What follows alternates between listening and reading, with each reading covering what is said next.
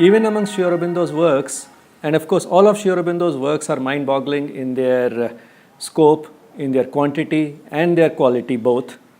Even amongst them, Savitri occupies a place of pride which is unique by itself. The original legend of Savitri occurs in Mahabharat as a minor episode and occupies just about 700 lines. What Sri Aurobindo has done is to keep the basic storyline intact and expanded it to a poem about 24,000 lines long. And further, this is a poem which keeps the storyline intact but is quite different in its scope. What Sri Aurobindo has done is to weave into this mystic poetry running into this stupendous length of 24,000 lines the human aspiration for an escape from this world of evil, suffering, misery and death, but an escape not into some other world, not into heaven, but on earth itself. That is it possible to get rid of these imperfections of human life, of worldly life, and bring heaven itself down on earth? Let's first look at the legend of Savitri as it occurs in Mahabharat. The legend starts with a king Ashwapati, a noble king who was happy and contented in every respect except that he didn't have a child. And to get this child, he performs austerities for 18 years. The austerities consist of a yajna every day in honor of the goddess Savitri. And at the end of these 18 years of austerities, the goddess is pleased and asks him to ask for a boon. And when he asks for a child, the boon is granted, and she tells him that a beautiful and virtuous daughter will be born to you. True enough, the daughter is born, and since she is the result of the boon granted by the goddess Savitri, he names her Savitri. Savitri grows up to be a beautiful girl, and she is as beautiful as she is flawless in character. But as she grows up and starts approaching the marriageable age, Ashwapati finds that there is no one who really comes to ask for her hand in marriage.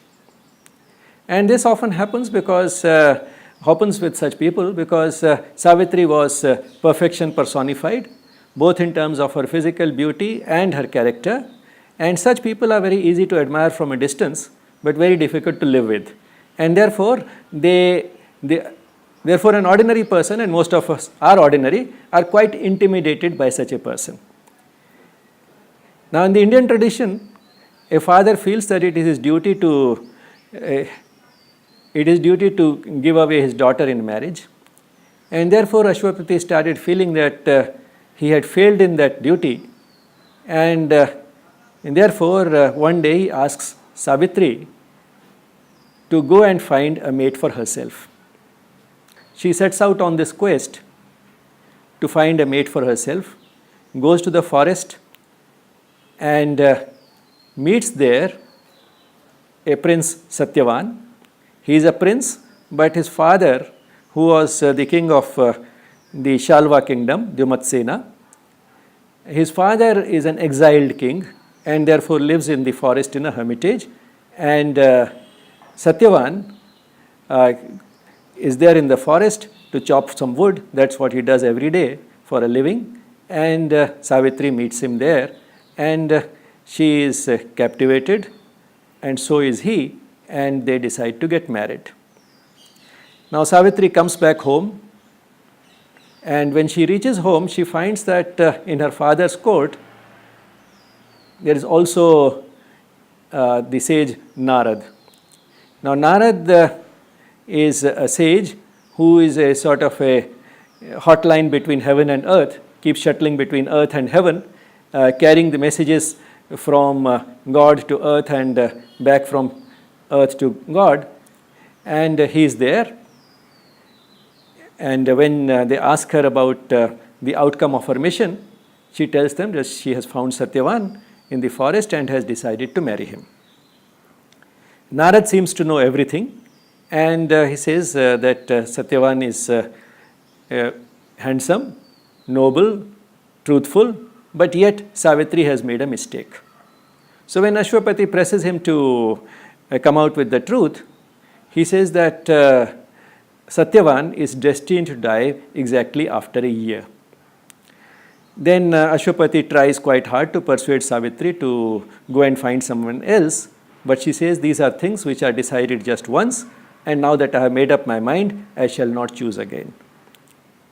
Narad reassures the king that let Savitri's choice be honored, and in the end, everything may turn out to be all right.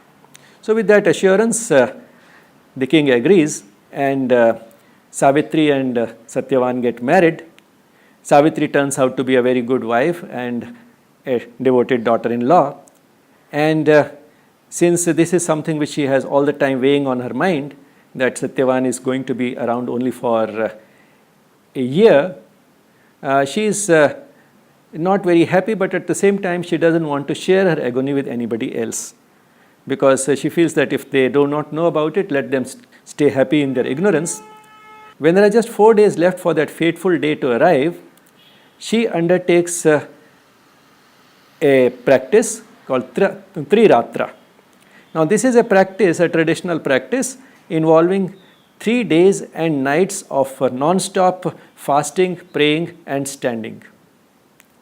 And this she does in order to accumulate those spiritual powers which will help her somehow save Satyavan. So at the end of these 3 days comes the day on which Satyavan was destined to die, and that day she seeks the permission from Satyavan's parents to accompany Satyavan to the forest.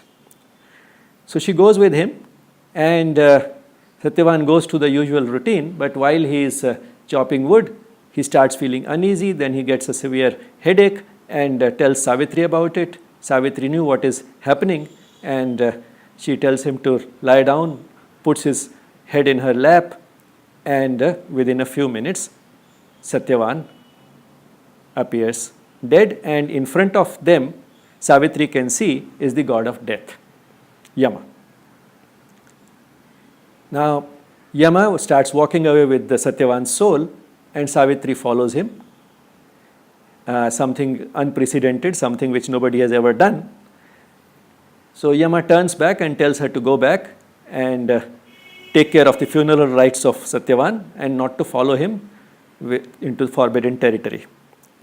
But Savitri insists that as a devoted wife, it is her duty to follow her husband wherever he goes.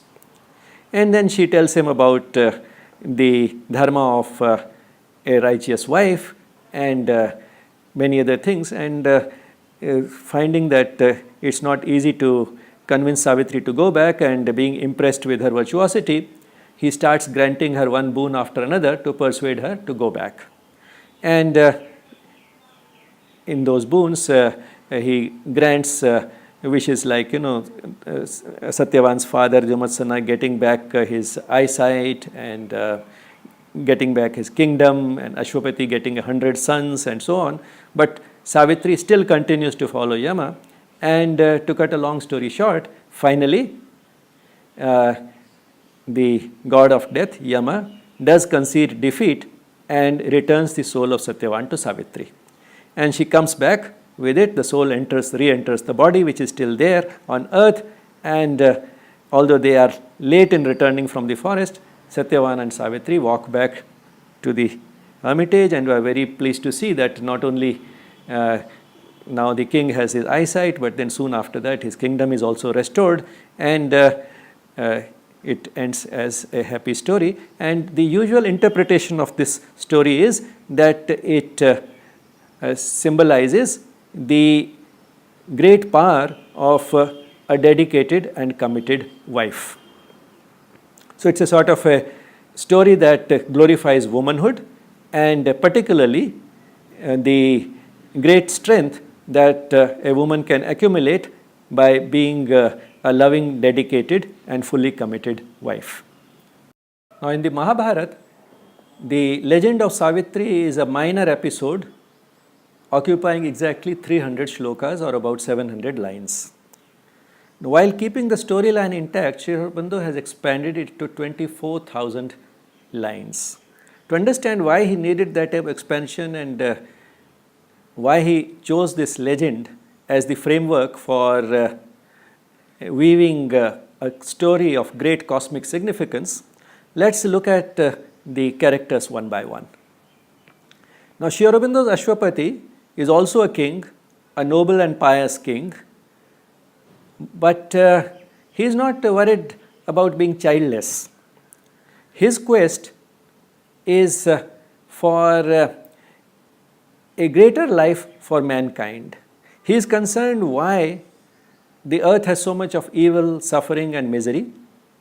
Is mankind always destined to suffer this while on earth? And why it is not possible for man, being a manifestation of the divine, to realize the divine itself here on earth and make the earth heaven-like instead of aspiring to a heaven in some other world. So it is with this quest that he undertakes his yoga, and this yoga goes on for years, and after reaching the personal salvation, which is the goal of all traditional yogas, Ashwapati is not satisfied, and he continues because his yoga is not just for personal salvation. In fact, it is more for liberating mankind from the yoke of imperfection.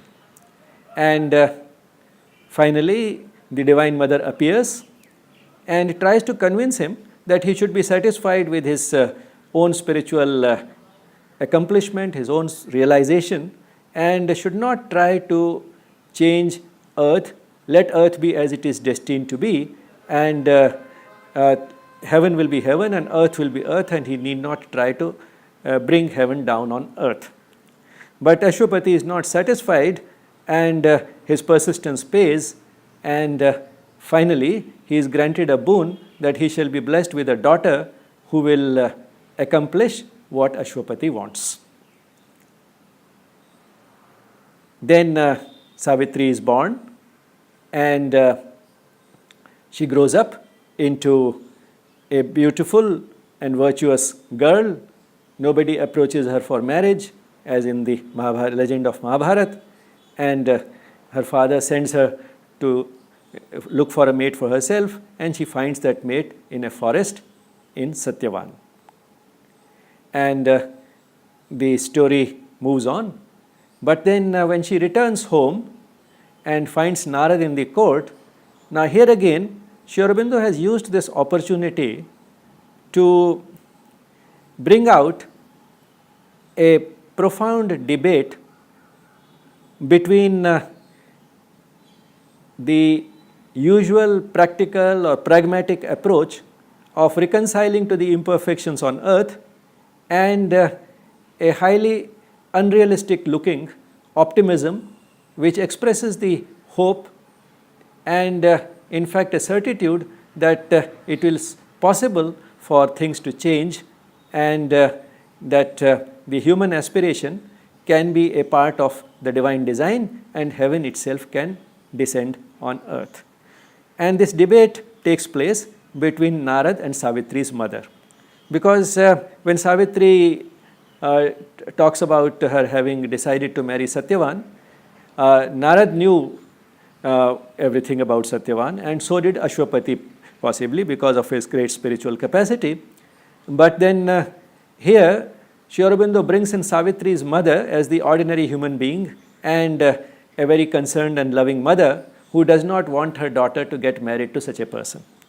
And in fact, she gives all the arguments, in fact very plausible and realistic looking arguments about why her daughter should not get married. And not only that, in fact she talks about many of the sort of philosophical aspects of why human being is destined to suffer, and in that if there is a divine, then possibly he is not he does not have the type of powers and does not have the type of love and compassion which one expects from the divine. Otherwise he would not let such things happen, and otherwise if God was as powerful and as loving as we assume him to be, the fate of human beings would not be so cruel.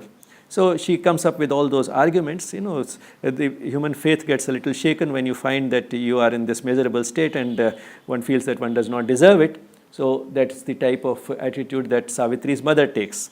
And Narad tries to show her the other side of why pain and suffering is in fact necessary on earth, and further tries to convince her that she should let Savitri have her way, because she should not try to interfere with the divine design, and she should let things happen the way they are destined to be.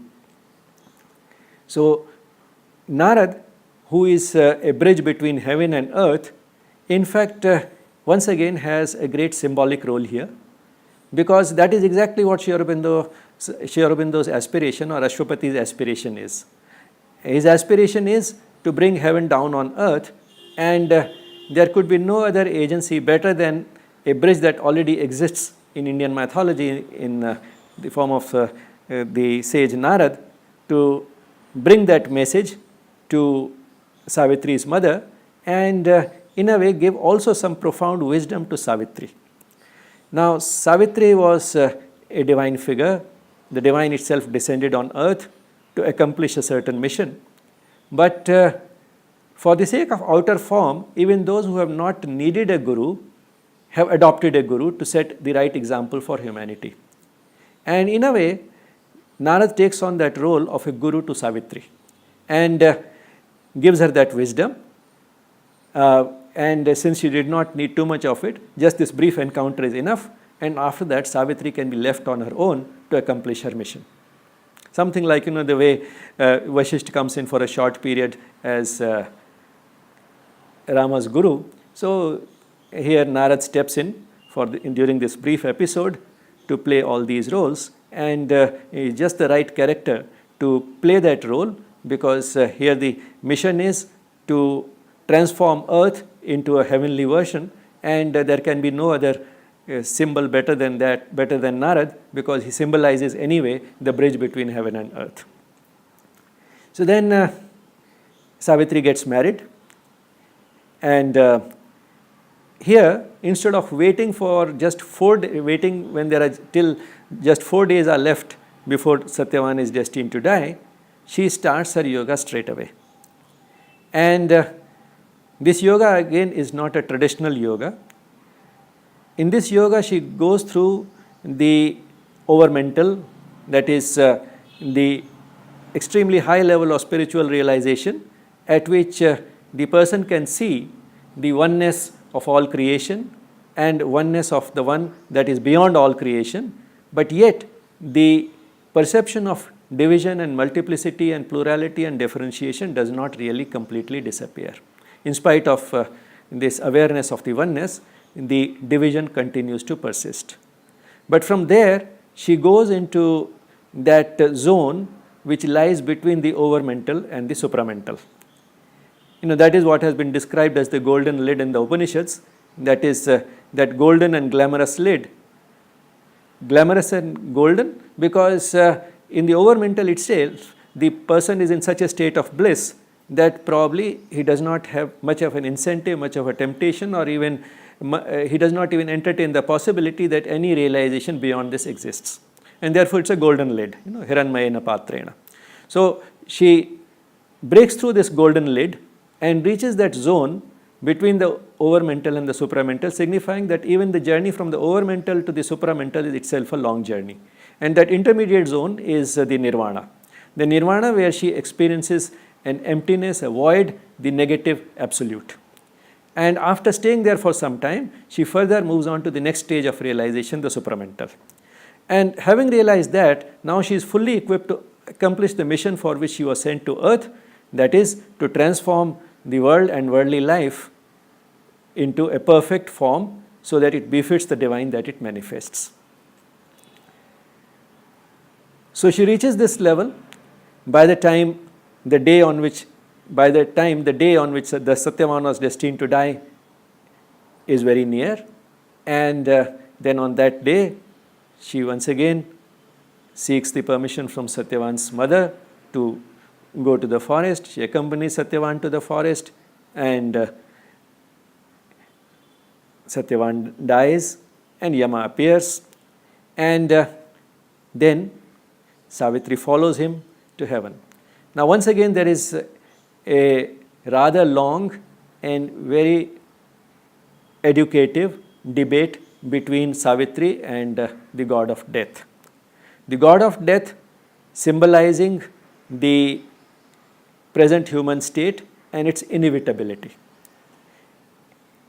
It's the impossibility of achieving any change. In fact, the god of death is shown as one, who is doing this, taking the souls of people away, those who are dying, but at the same time he is not very happy doing it. He pities them because he realizes that all these people are finishing their life, reaching the day on which they are destined to die without really achieving much of spiritual growth. They forget the mission for which they come to earth, waste this precious opportunity, and go back more or less as they arrive. So he pities human beings, but yet he takes them away because death is a spiritual necessity, and without that certainty which we associate with death, without that human beings probably would not have even that much of an incentive to do anything towards their spiritual growth. So realizing that it is a necessity on earth, he is playing his role, pitying mankind, and yet he tries to convince Savitri that this is how things are always destined to be, and do not try to convert earth into a heaven, because that will never be. But then Savitri argues with him and tells him that is it that just because a child looks so helpless and so underdeveloped, does it mean that he'll never grow up into an adult? Just because the earth today is as it is, does it mean that it is always destined to be so? After all, the earth is a manifestation of the divine, and therefore it can grow towards the perfection that the divine itself is, and why it is not, she can't understand why it is not possible for the divine to manifest more fully, far more completely than it already does on earth.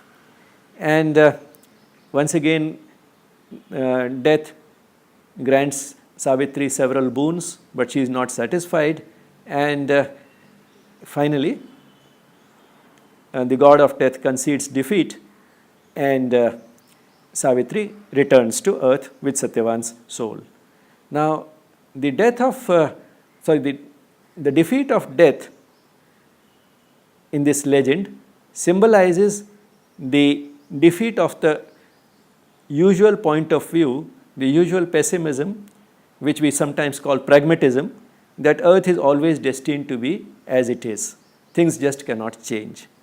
And it symbolizes the victory of the mission that Ashwapati had of transforming life on earth. So it is with that mission that he started. He got the boon. Savitri was what he got to accomplish that mission from the divine, and Savitri has accomplished that mission. And when she comes back, she sums up in one line her realization, which in fact can be considered the Mahavakya of Savitri: to love, to feel love and oneness is to live. So that in fact sums up her philosophy, which would lead to the transformation of earth.